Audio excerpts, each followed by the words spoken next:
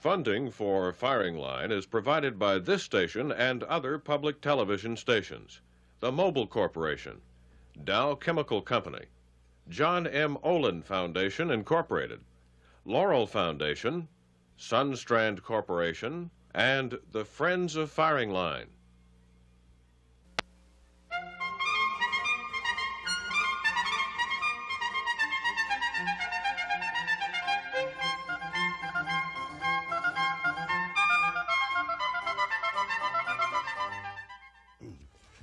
Immediately after the Soviet Union shot down the Korean airliner and the Kremlin began pumping out its lies at a Stakhanovite rate, Americans began to wonder whether the Soviet people were getting the truth from anywhere, and inevitably eyes turned to Western broadcasting.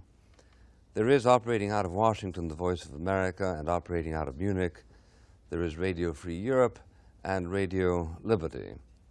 These facilities are run by the Board for International Broadcasting. We have here the chairman of that board, as also the president of the two facilities. Frank Shakespeare, a graduate of Holy Cross, went into broadcasting after serving in the Navy during the war. He became the president of New York CBS. After that, he was director of the United States Information Agency under President Nixon. After a stint with Westinghouse, he became the president of RKO General, which he still serves even after accepting the job of chairman of the Board for International Broadcasting. Mr. Shakespeare, an active conservative and anti-communist, is among other things the chairman of the Board of Heritage Foundation and a director of National Review Incorporated. James Buckley will be recognized as the sometime sainted junior senator from New York, a graduate of Yale and of the Yale Law School. After leaving the Navy, he practiced law and was involved in the family business until elected to the Senate on the Conservative ticket in 1970. In the Senate, he was classified in a poll of staff legislative assistants as among the hardest working and brightest members of that body, and by Jack Anderson as one of the top 10 United States senators. He was defeated for re-election, perhaps for that reason, in 1976, and was appointed Undersecretary of State by President Reagan, and a year ago accepted the office of President of Radio Free Liberty and Radio Free Europe and Radio Liberty.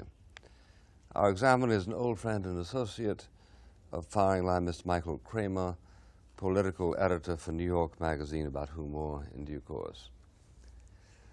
I'd like to begin by asking Mr. Shakespeare, please, to straighten out just one or two basic questions having to do with the organization and responsibilities of the Board for International Broadcasting here and after the BIB. Briefly, what is it, how did it come about, and how do we distinguish it from the Voice of America? Bill, there are two radios that are funded by the people of the United States through the Congress. One is the Voice of America, and that broadcasts worldwide. And the other is one organization with two divisions, Radio Free Europe, Radio Liberty, which broadcasts just into Eastern Europe and the Soviet Union. They have a different mission.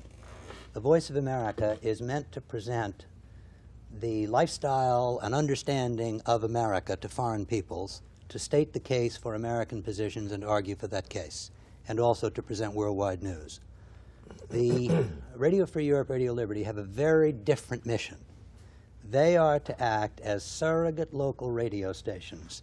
So in Warsaw or in Leningrad or in Moscow. As though Leningrad had a free station. Exactly so. And they are not meant to talk in any great way about the West or the United States. They are meant to talk primarily about what's going on locally in those countries, so that you have a media that you can believe, which tells you what's going on in your own country. And of course, if you had a reliable medium locally, you wouldn't need a foreign medium. That's what the purpose of Radio Free Europe, Radio Liberty is. Now, the background of those two stations, am I correct, is that they were somewhere along the line blown as having been sponsored primarily by the CIA? Yes, they were established in 1950. And under Truman? Yeah, under Truman, yeah. Probably Truman or Eisenhower, probably Truman. In any event, they were established in 1950, just after World War II ended. and to broadcast into 5 countries of Eastern Europe. Those countries, the audience might be interested in knowing, are Poland, Romania, Czechoslovakia, Bulgaria, and Hungary. And that's called Radio Free Europe. And then the broadcast into the Soviet Union is in 15 languages because, of course, the Russians constitute only half of the population of the Soviet Union, but there are, in the Baltic areas, the Lats, the Lithuanians, the Estonians, the Ukrainians, that sort of thing. So there are a total of 15 languages. It was decided at that time in 1950 to fund it through the Central Intelligence Agency. In retrospect, a decision that was probably unwise. In 1973, the then ranking Republican... Out of curiosity, that means that Americans didn't know it, but of course the Soviet Union did. Of course. Everybody who wished to know it knew it, but it was not made public. And in 1973, the then ranking Republican on the Senate Foreign Relations Committee, Senator Case, spoke about that matter on the Senate floor and said he thought that it was inappropriate. So the government restructured the organization. The Central Intelligence Agency has no association whatever, directly or indirectly, with it. It's run by a board of 9 bipartisan citizens appointed by the President with the advice and consent of the Senate. And they have 2 powers, one to set policy and the second to designate management. Now, am I correct that those stations may not operate, quote, in a manner inconsistent with U.S. foreign policy? Yes. The only restriction on the operation, if you wish to call it a restriction in the mandate, is that the radios cannot operate in a manner inconsistent with the United States foreign policy, comma, taken in the broad sense. So that gives you a very wide parameter. Essentially, what the mission is. So there need not be, for instance, any change in its practices if a Democratic president were elected. No, hopefully there wouldn't be. Next year. Well, only to this extent, that there is an intimate relationship between the 2 superpowers, and the people in Eastern Europe and the people in the Soviet Union care very much about what the United States does because they know instinctively that that's the other superpower and that freedom ultimately depends on what the United States may do or not do because that, at this moment in history, is where power is.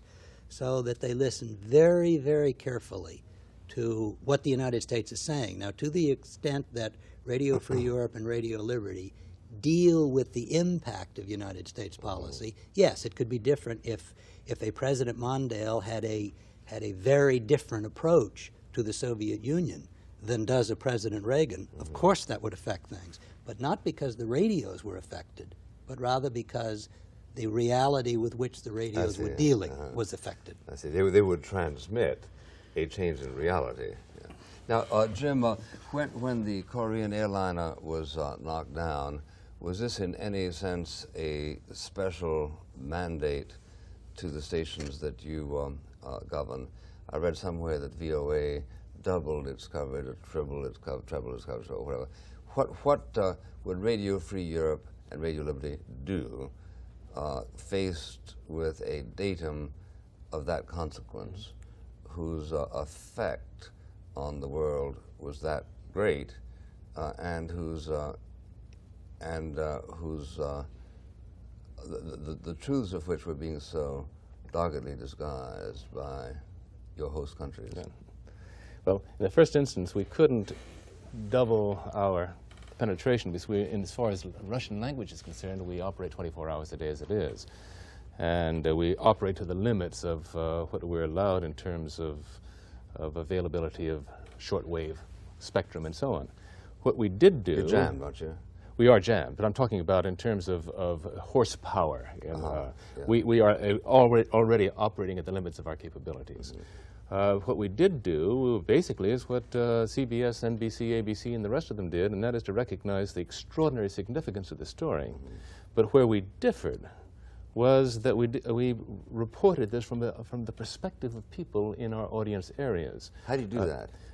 Well, for example, whereas the Soviets started, once they finally were forced into admitting that something had gone wrong, and the Soviets did it as a confrontation between the United States and the Soviet Union, whereas our domestic American stations were concentrating on Washington taking initiatives.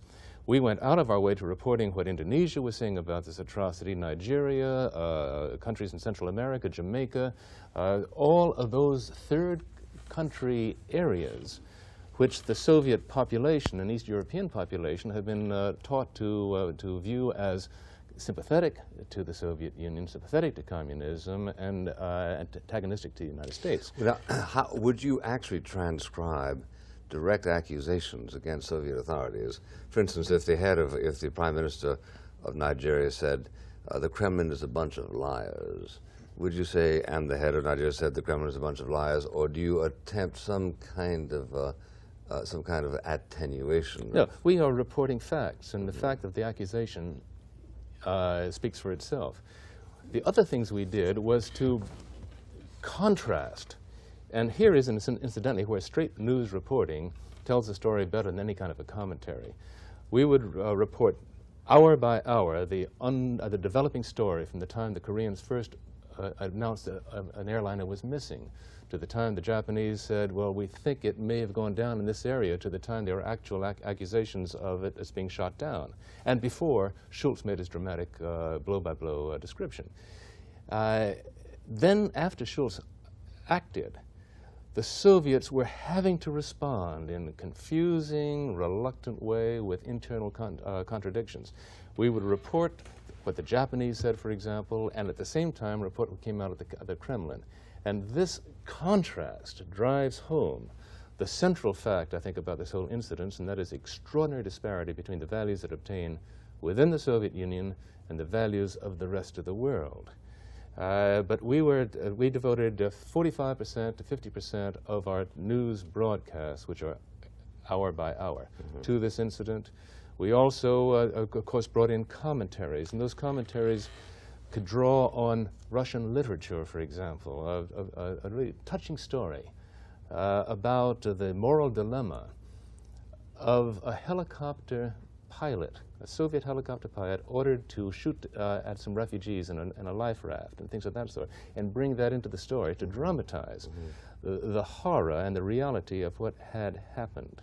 That is where I think we have a role and a function and a capability that no one else in this world has. Well, now, if it is jammed, what way do you have of measuring any feedback? How do you know what gets through? Jamming is not a perfect art, first of all. Number two, the intensity of the jamming effort is testimony to that. Number three, an awful lot of people, Eastern Europeans and people from the Soviet Union, visit the West in the normal course of business, tourist, business, and so forth, and a lot of them will talk. In fact, Eastern Europeans are very ready to talk.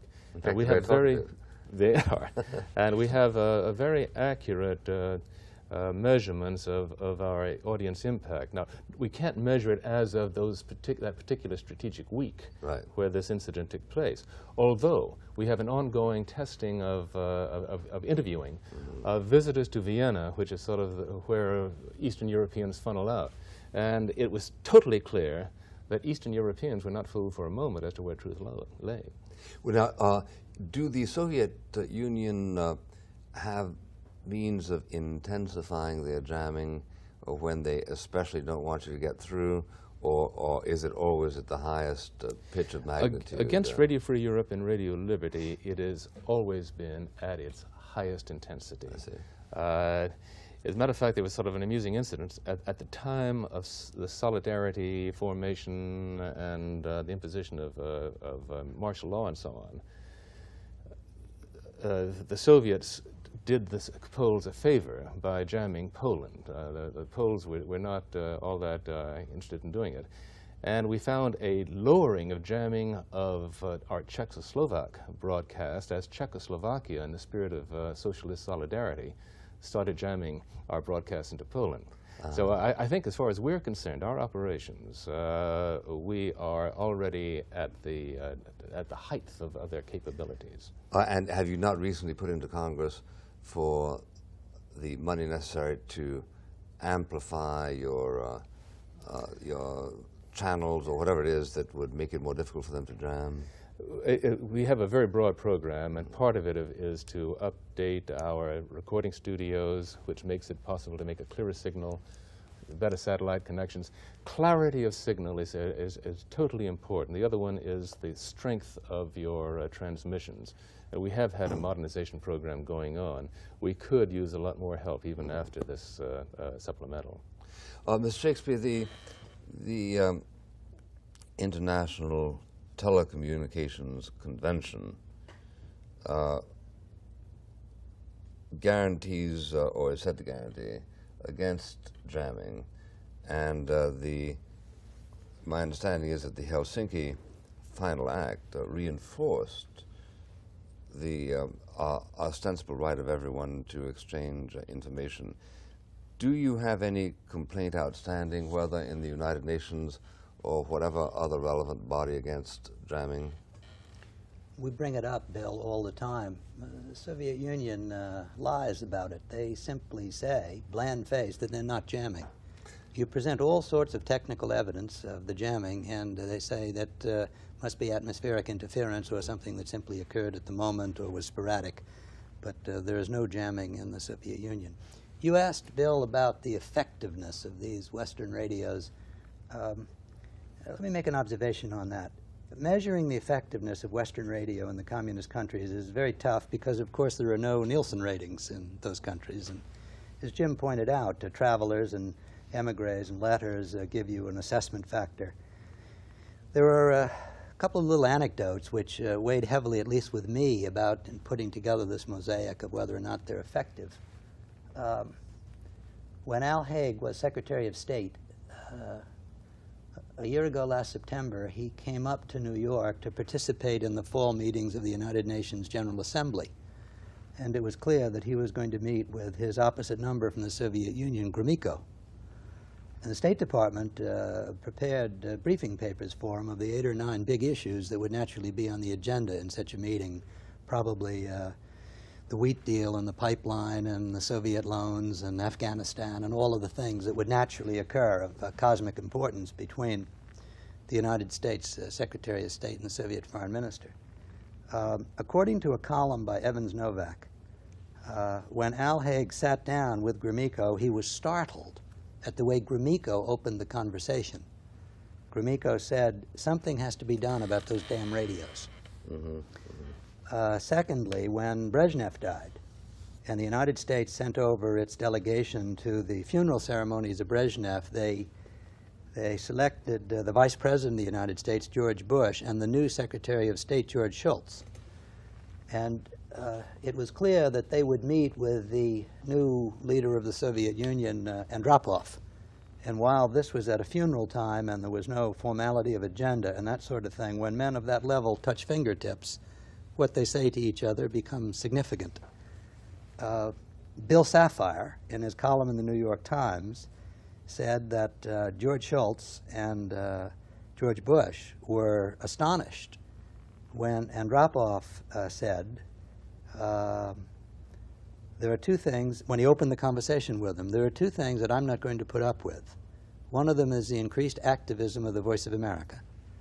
And the other is the program that your president has called for about propagandizing for democracy, the speech before the British Parliament. And the third in this little series of anecdotes, there was a Polish ambassador to the United States named Spasowski, if I pronounce it correctly, which I probably don't, who defected in Washington when Solidarity occurred. You may recall that he defected. He had been twice ambassador to the United States, and before that deputy foreign minister. And he was, therefore, in terms of the Foreign Service, probably the best that the Poles had.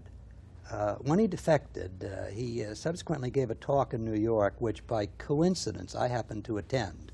He didn't know me, and he didn't know of any association with the radios or any such thing. He talked to about 200 businessmen in New York about Poland and what had happened and the tragedy of his own life in serving a false god and other things.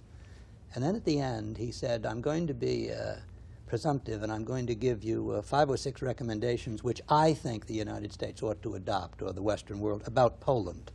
And there was a hush over the room. And he gave 6 recommendations. number one, you should increase the transmitting power of Radio Free Europe. Now, when you talk about Spasowski and Gromyko and Andropov, that's an enormous assessment of the impact of these radios, because they know through their situation what the impact is. Well, let me ask you both something which has vexed me ever since I came upon it. I was recently in Berlin with my brother Jim, and there we found out that 80 to 85% of all the people in East Germany receive all of their television news from West Berlin. So there's no sense in which they can be shielded. There's no way that the Soviet Union has discovered to make that wall also extend into the airwaves. So there you have a population that has everything. If you all succeed in transmitting, let's say, 5% of the truth, they now have 100% of the truth. How, reasoning a posteriori from the difference in the behavior of East Germans and Poles, can you measure or pass judgment on the impact of a total transmittal of news from the free world and a partial transmittal? What would be your reaction to that, Jim? You're dealing with basically oranges and apples. Number one, these people learn all about what's happening in West Germany and how Western life is conducted and so on. Number two, they've got a particularly brutal regime that is not shy about using the powers of a totalitarian state. That would be true in Poland and everywhere else. There are different things. We, for example, in the case of Solidarity, because we were able to report what was happening in Gdansk, which Radio Warsaw would not report, people in another part of Poland said, my Lord, there are some other people around here who are also having strikes, also doing this, that. We acted as network for them. We became a network. Only when we verified the facts and so forth, because we are meticulous about the accuracy of what we report. But also in the case of Poland, you have the magnificent institution of a counterforce called the Catholic Church. And so you have never had quite the suppression in a Poland that you have in a Czechoslovakia today. Well, but presumably a West German radio and West German television would report to the far corners of East Germany what was happening diagonally. Not necessarily, away, because they're not in the business of concentrating on what's happening in East Germany. This is of collateral interest to the German people. But we have the largest set of archives on on facts and developments in Eastern Europe and the Soviet Union since the World War II that exists anywhere in the West. We have teams of researchers. This is a little bit different from what you both said earlier, that you were transmitting as though you were local stations. That's right, but this means being able to interpret what is happening and put it in the context. In the case of Poland, Polish history, Polish developments. If the Politburo of Romania comes out with a statement saying such and such happened in terms of farm production and so on, we are within 20, 30 minutes able to come up with the detailed analysis of that statement. The Western broadcasters aren't able to do that, and this gives us a credibility and an immediacy of interest. Why wouldn't responsible and wealthy West Berlin radio and television stations have their own research departments that would allow them to confute brazen lies put forward by East Germans?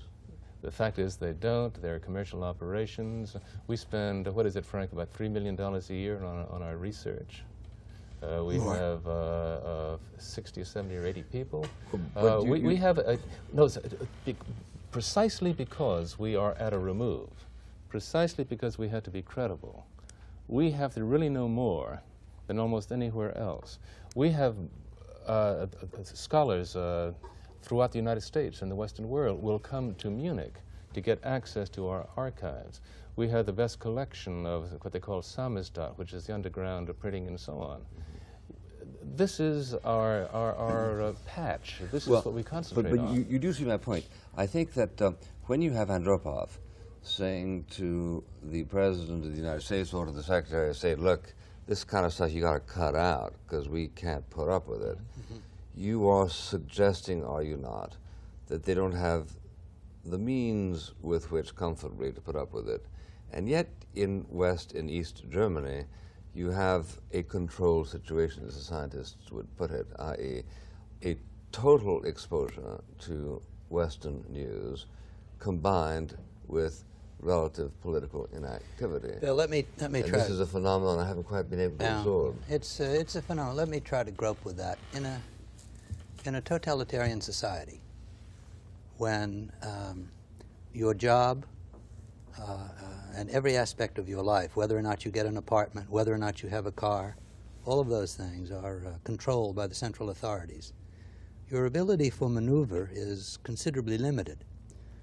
It doesn't follow, in my opinion, that simply because people in totalitarian societies Know the truth, that they are, at the moment, liberated or able to do something about it. But it does follow that there is a general usefulness to mankind to know the truth, and that over a period of time, in certain circumstances, it can make a significant difference.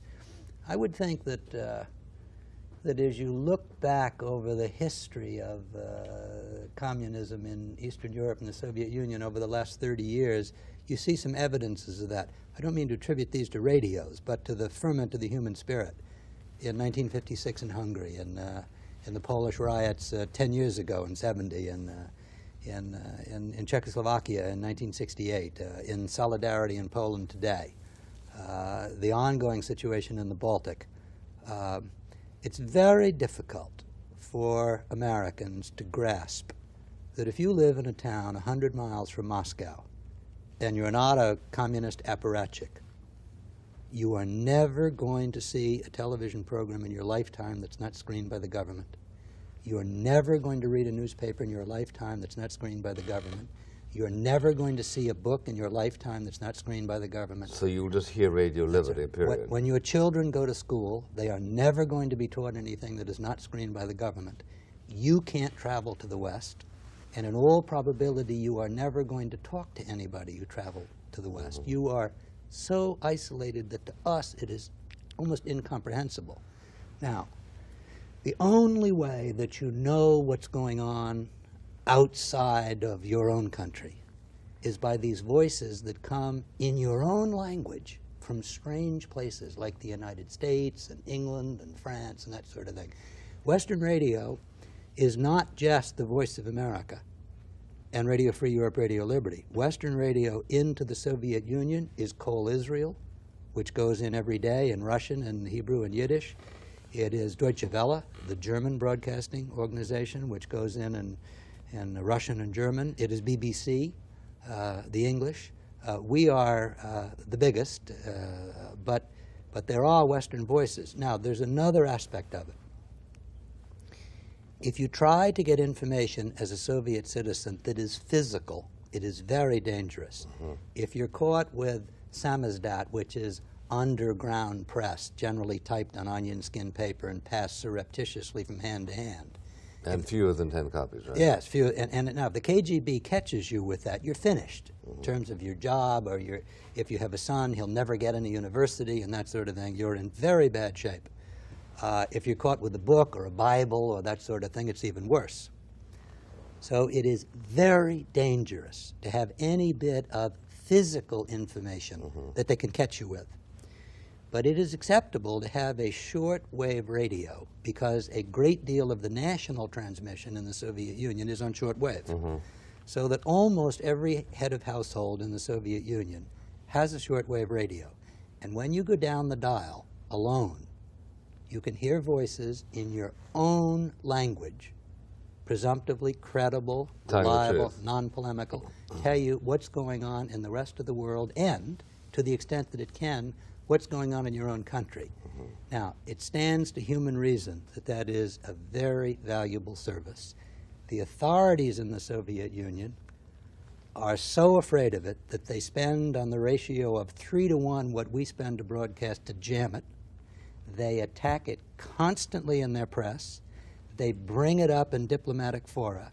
They do everything they can to stop it, which is a measurement, one measurement, of its value. when you talk to the emigre communities, people who get out, people who write letters and that get through, that sort of thing, time and again, they say Western radio is so important. Solzhenitsyn has spoken in the strongest terms about Western radio. He thinks, by the way, that we're doing it wrong, that we're not strong enough, that we're not tough enough, that we... Well, his criticisms have been primarily Voice of America, as I remember. Well, yes, and leaving aside his criticisms which go to the nature of the programming, he always starts off and ends by saying... Acknowledging its importance. That one of the single most important things the West is doing is radio. What about television technology, now that we know how to bounce this stuff off satellites? How easy would it theoretically be for us to broadcast television? It won't happen. That won't happen. The reason it won't happen is that you have to use a direct broadcast satellite, which would have to be a satellite over the Soviet Union, which would take a signal from the West and send it directly down from a satellite into a rooftop antenna. The Soviet Union, about 7 or 8 years ago in the United Nations, made an explicit statement saying that if that were to occur, they would reserve to themselves every national means to prevent it. That is diplomatic jargon for saying they would shoot down the satellite. We'll treat them like Korean airliners. Yeah, and lest you think that they wouldn't shoot down a satellite that brought television into their country, just think of what they did with an airliner. Yeah. And so while there may be, in 5 or 10 years, the theoretical technical capacity to reach the people of the Soviet Union with television, if they spend a fortune to jam radio, imagine what they will do to prevent television. Jim, would you yourself have any objection to the Soviet Union having a satellite over the continental United States through which to beam whatever they wanted to beam? No, and as a matter of fact, they have one up now. They are actively soliciting contracts with Western European broadcasters to carry Radio Moscow's programs. And I'm sure they'd accept any bid that television in New York, Washington, or Miami would also do it. So obviously we don't care because we trust people to make their own distinctions and draw their own conclusions. Well, let's hear from our examiner, Mr. Michael Kramer, who, as I said, is the political editor and also the national affairs columnist for New York Magazine. He's a graduate of Amherst and of the law school at Columbia, former editor of More Magazine, author of 2 books, and a very widely consulted political and read political pundit. Mr. Kramer. Mr. Shakespeare, Senator Buckley, I'm a little bit confused as to whether or not you gentlemen feel that you, at this point, have the resources to do the job as you would like to do it. My understanding from checking a little bit is that the administration is asking for fiscal 84 something on the order of $800+ million for these broadcasting operations. Is that incorrect? 104. 104. For Radio Free Europe and Radio Liberty. But for the entire Voice of America I don't know. operation? Something larger than that, I presume. Something larger, but no, I don't think approaching those figures. And as you've already indicated, Mr. Shakespeare, the Soviets spend more than that total budget in an Yes, attempt to Mr. Kramer, jam. let me make an observation about radio. Radio in government terms doesn't cost anything. That is to say, if you're a United States Senator and you have to decide whether to have an MX missile program in the United States, you have to decide whether to spend $30 billion. $30 billion is, in addition to a foreign policy decision and a military decision, it's a money decision, because if you suck up $30 billion out of the U.S. economy, you weaken the private enterprise economy to some degree. And that's true almost across the board in government. If you do food stamps, whatever you do in government costs billions and billions and billions of dollars. Radio in government terms is relatively cost-free because all you need is a studio, a microphone, a transmitter, and a handful of people. So that if you want to, we operate broadcasting into Eastern Europe and the Soviet Union in round figures for $100 million a year. And although that might be considered in the private economy in any particular company a large amount of money, in the Pentagon they would spill it over coffee each morning. If you wanted to increase the funding of Radio Free Europe, Radio Liberty, and at the moment under President Reagan we are going to be adequately funded, so this isn't a pitch for funds, but if you wanted as a senator to do something dramatic and you increase the funding 50%, you'd be talking only about $50 million.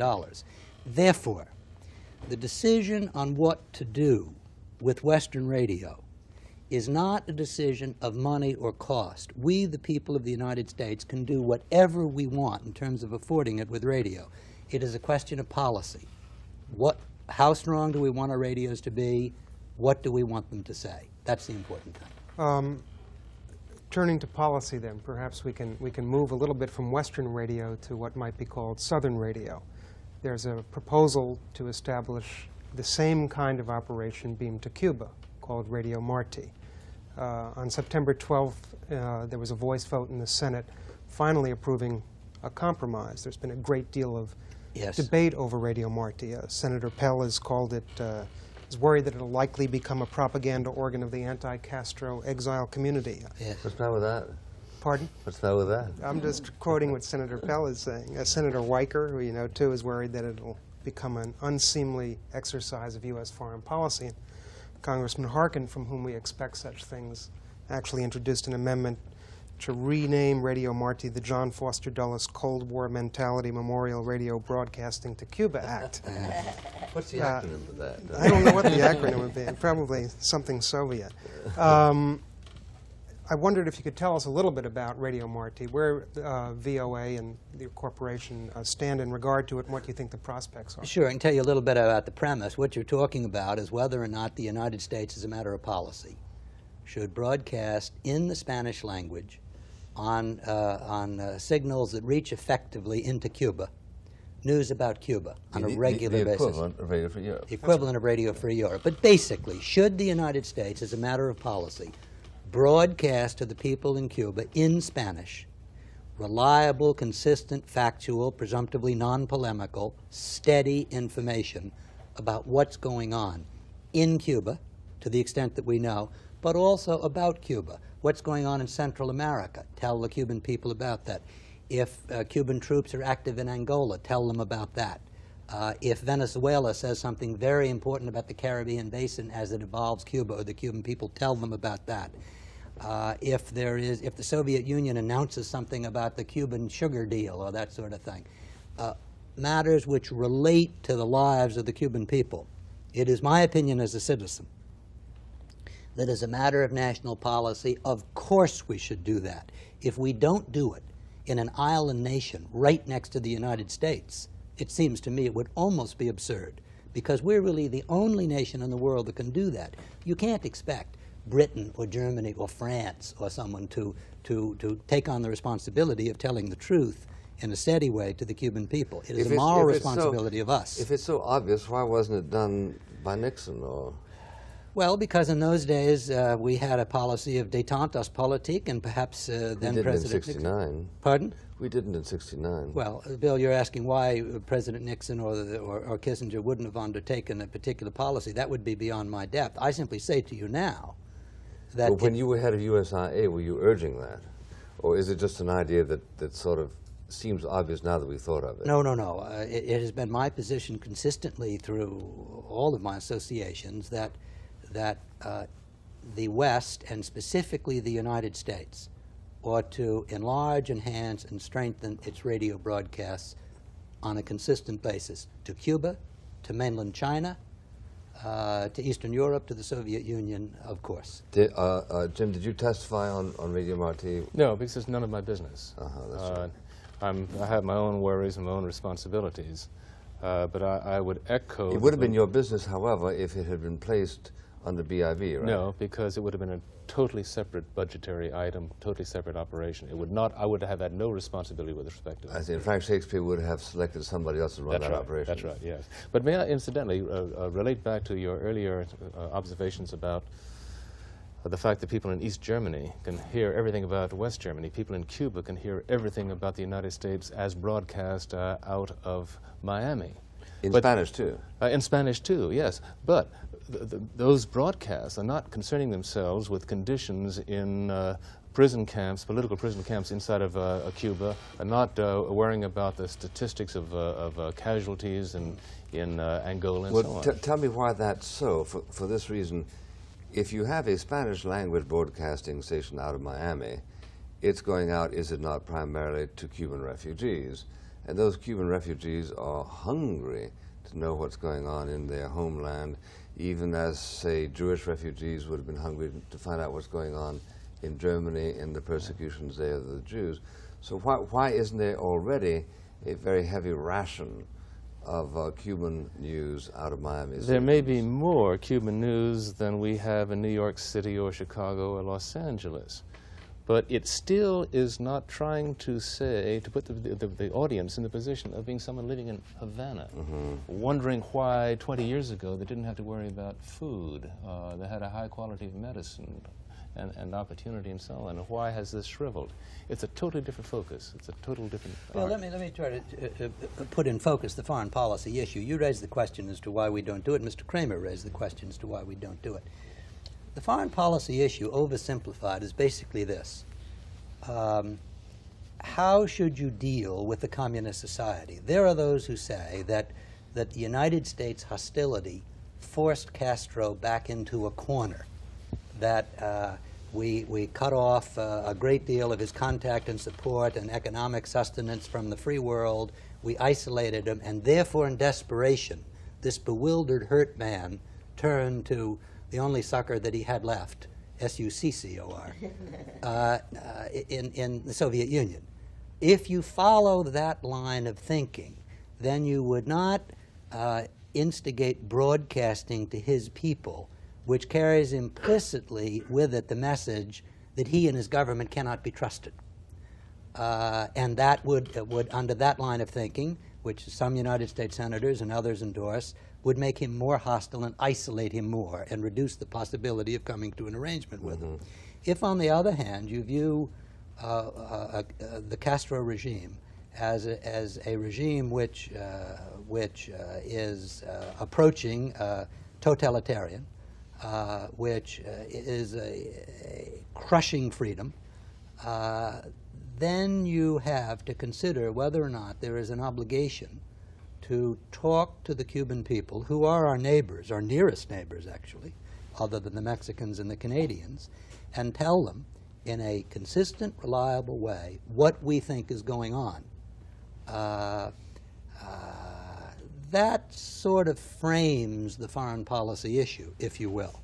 And it's been very difficult through the years to get a strong constituency for Western radio, because basically we in the West, in my opinion, haven't yet resolved what our bottom line viewpoint is going to be towards these societies. Are we looking for systemic change or not? Maybe, Mr. Kramer, we should investigate that. What do you think? Probably so. I was wondering if you'd move it a little further west, Mr. Shakespeare. I mean, at this point, Nicaragua is not quite as intransigent in its totalitarianism as is Cuba. I mean, is this the time when we should be trying to do that kind of thing? The Voice of America, Mr. Kramer, broadcasts in, I believe, 41 or 42 languages. One of them is the Spanish service, which goes down through Central America and through Latin America, South America, I should say, and the Caribbean. But should we be doing the Radio Free Europe part of the mission? Should we be broadcasting into Nicaragua about events inside Nicaragua for consumption by the Nicaraguan people? My feeling is yes, that we should. What's the argument against doing so, Mr. Kramer? I don't think there's any really good argument against doing it, especially... That doesn't stop Congress. Pardon? Doesn't stop Congress. I guess if you were looking at it from the administration's point of view, given the priorities that it needs to face with the appropriations for doing other things in Central America, this would be low on the priority list. And yet I think you could argue that it's less intrusive, shall we say, from a liberal perspective, to do that kind of thing than to send troops down there. I don't really understand why no one is proposing that kind of activity. Mm-hmm. That's a matter for the high policy of the government. We would simply be the implementers of that if the government, the Congress, had decided to do it. But you do speak to people in the administration on occasion. I have given you my own opinion. Yeah. My own opinion as a citizen is that we should do that sort of thing. You have to be careful. That is, you can't say that every time that something occurs within some country of which we do not happen to approve, that we're going to mount a big internal broadcasting effort. basically, we have done it with the communist totalitarian societies under the implicit reasoning, in my view, that they represent the primary threat to mankind. And secondly, when you are totalitarian, as distinct from authoritarian, you tend to shut off all means of external communication. So the people in the, remember I talked about that a little while ago, about someone within the Soviet Union, and you shut off all external reality. So as a moral measure and as a prudential measure of keeping people informed, I think in those circumstances the United States should do it. Nicaragua is more or less approaching that. They have tended to crush internally many of the freedoms, although I gather you can still emigrate from there. So my instinct at this point would be to do it, but I want to be careful here that we don't assume that every time that we disagree with some country, a logical conclusion should be that we should jump into establishing a surrogate broadcasting service. Do you agree with that? It doesn't follow. I'm so busy concentrating on my own responsibilities, I haven't given that nicety a thought. Okay. But this raises a question of the content of the program again. And Yeah. The mission of Radio Free Europe, as I understand it, and I'm quoting here from something I was told this morning, is that the stations, quote, do not identify themselves with any opposition group or groups, political parties or organizations. And it seems to me that there was some criticism after martial law was imposed in Poland that the stations were being used beyond that mandate. For example, when phone service was cut for some hours during the day, the station in Munich was broadcasting messages to relatives inside the country. Is that something that these stations should be doing, or is that transcending some line and somehow hurting the credibility? Mr. Buckley, as president, is in direct operating charge of the broadcast into Poland and other places, and he should address that question. I don't see whether this is a violation of anything. If you have an area of the United States where a storm, a hurricane cuts down telephone lines, local radio stations are going to move into a humanitarian aspect. We have the mandate of operating the way normal, free people would, absent governmental repression. So you have no problem with that No, kind of no. activity? Kramer, let me make an observation. May I go a step further? In terms of our basic mandate, it is, no, we don't identify ourselves with any party, this, that, and the other. We do identify ourselves with certain values, democratic values, pluralism, freedom, freedom to hear, speak, and so forth. We cannot incite to riot, to revolt, but we have an obligation to report the truth, and that we try to do to the best of our knowledge. Suppose you know that the truth is combustible. Do you nevertheless report it unvarnished? Does the Washington Yes. Post? Yes. Well, the answer is yes. Yes, Sure. of course. That's our answer also. Well, but don't you recognize that there are certain limitations built in as a result of the fact that you are broadcasting to people who aren't permitted to react the way people who read the Washington Post do and should react? We are operating on the basis that human beings are entitled to facts. It is up to those individuals how they will react to those facts. How would you and if we start censoring ourselves, then we do a disservice to the very mandate. Now, wait a minute. Let me ask you a subtle point. How would you apply the metaphor, how would you apply metaphorically Oliver Wendell Holmes' prescription against shouting fire in a crowded theater? May I grapple with Suppose Bill? Wałęsa was seized and hanged. Would you instantly communicate that fact throughout Poland? Of course. Of course we would. We're not talking to innocents. These are people who have had to live under totalitarian conditions for years. These are the people who have seen the Brezhnev policy in action. But they are entitled to know what is happening, and as adults and as patriots, they will make their own decisions as to what risks they want to take. Senator Buckley. Why didn't Oliver Wendell Holmes say that about people in a crowded theater? Because this is the whole situation is different. You're talking about people who are given to believe that their immediate lives are endangered by a conflagration. But they are. They would certainly be endangered in Warsaw or in Gdansk if they heard that Wałęsa had been hanged. in terms of throwing themselves into bayonets and No, because succeed in effectuating suicide. I want to interject here because it's important, I think. You have to move from a theoretical discussion to the practical considerations of broadcasting. And let me try to bring into focus something which your audience should cogitate about and we should cogitate about. It is not a problem handling straight factual news. That is more or less routine. Your question in broadcasting into those societies comes in more subtle ways. Let me give you an example. You broadcast into the Soviet Union. How do you deal with the question of atheism? They seek, as a matter of national policy, to crush religion. Their whole premise of the state is that man is what he eats, and therefore the only thing that counts is what takes place in this life, because there is no hereafter. We in the West and the Judeo-Christian tradition have a whole different premise, that man's ultimate responsibility is to God, and therefore the state has to be limited so that it doesn't unduly interfere with our lives as free people, with responsibilities that go beyond the state. Now, how do you deal with the concept of atheism on a regular basis broadcasting to the Soviet Union? It is inherently subversive because you are attacking the whole premise of their government. How do you deal with the problem of nationalism? The Lithuanians and the Estonians and the Latvians and the Ukrainians and the Georgians and that sort of thing are captive nations. Now, how do you deal with that without inciting them to march into the cannon where they'll be slaughtered? If you avoid dealing with atheism, if you avoid dealing with nationalism, you're ducking. On the other hand, you don't want to shout fire in a crowded theater and cause people to get shot down. So I just wanted to try to bring into focus some of the pragmatic considerations of broadcasting. The problem is not straight news. The problem is dealing thematically with the underlying difference between a communist totalitarian society and freedom. That's the problem. Well, Jim, what kind of news would your stations find it relevant exactly to transcribe? The fact that the Pope had visited Poland, what he said, that kind of stuff? Sure. Mm-hmm. So, well, let me give you an example that comes closer to your fire one.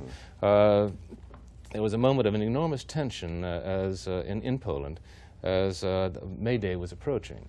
This was the regime was saying that if everyone behaves, we may lift martial law and so forth.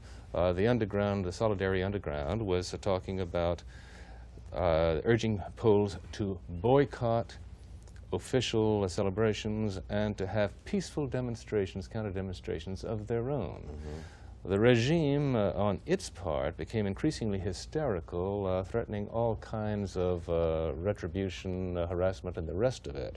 They even called in the chargé d'affaires, the American chargé d'affaires, to accuse us of trying to destabilize Poland by incitement to riot. Now, what were we doing? We were factually reporting the calls issued by responsible underground leaders. We were factually communicating it for them. Of course, we were. We were factually reporting. Mm-hmm. We were factually reporting what the regime was saying about what the consequences would be. We were factually reporting what the church was saying about caution and so forth. What we were not doing is said, if you've got red blood in your veins, if you weren't exhorting. We are not exhorting. Senator and that's Buckley, the distinction. Let me just add a little more flesh to this. In addition to what you were reporting about what Solidarity was saying, for a while, at the end of the broadcast from Munich, from Radio Free Europe into Poland, the programs were closing with an admonition from The Plague by Albert Camus to the effect that a persecuted nation must struggle not to be brought to its knees. Is that kind of literary reference, which is what you were describing at the beginning of the program, move again across that invisible line? Is that something in retrospect that maybe we should be avoiding in order to maintain credibility? No, and I think, as a matter of fact, in retrospect, you can see that we were not, in fact, an instrument for irresponsible action on the part of the Polish people. So well, it was widely said in 1956 that many Hungarians had reacted as violently as they did because they were egged on to do so by Radio Free Europe. Have you looked into the history of that contention? Yes, that contention has been studied to exhaustion, not only by ourselves, but by the German government, the Congress, and so on. And also extensive interviews of refugees from that period. None of them said that they fought. the barricades and threw themselves against tanks because of what we had to say. And number two, one of the things that you must recognize in terms of the overall atmospherics at the time was that was a time when official American policy was talking about rollback. And there was a merger in the perception of the Hungarian people that if they took the initial lead, that this was a possibility. But correct me if I'm wrong, Frank, because you've been around this longer than I, one cannot find where we ourselves were saying, hold on, fellows, because the Marines are about to arrive. Well, I couldn't comment in detail about what happened in 1956, almost 20 years ago, because I simply don't know. It is not true today. Today is the broadcasts into the Soviet Union are straightforward, and into Eastern Europe are non-polemical, are factual, and they must be, not only because it's our policy, but to maintain credibility. The people who listen have to know that they can believe you. And that's the only reason that they listen to us in such large numbers. But don't we really hope that, in a sense, they are hortatory? Presumably, if one broadcasts the doctrines of racial equality into South Africa, we are urging people to agitate towards racial equality. If such broadcasts had been broadcast to America pre-Civil War, they would have been interpreted correctly as calls for emancipation. Bill, the answer to that, I think, is this way. You want to have them keep the faith, to feel that there's hope, to inspire them within the constraints of a horrible personal situation that the people in those beleaguered countries are in, to be seeking every rational way to make a change in their society. Thank you, Frank Shakespeare, Chairman of the Board of International Broadcasting, James Buckley, the President of Radio Free Europe and Radio Liberty, and Michael Kramer, National Affairs Editor for New York Magazine. Ladies and gentlemen.